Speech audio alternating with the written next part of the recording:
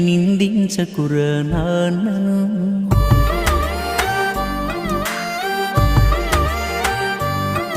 ఈ భూమి మీద ఏ సిరిమించునురా తానిచ్చిన ఈ జన్మను.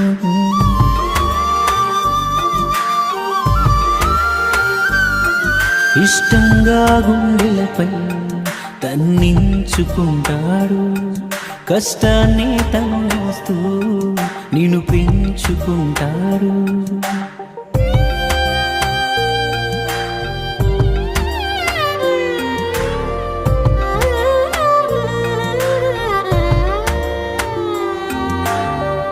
ఏదైనా గాయం అవగానే అమ్మా అనడం సహజం.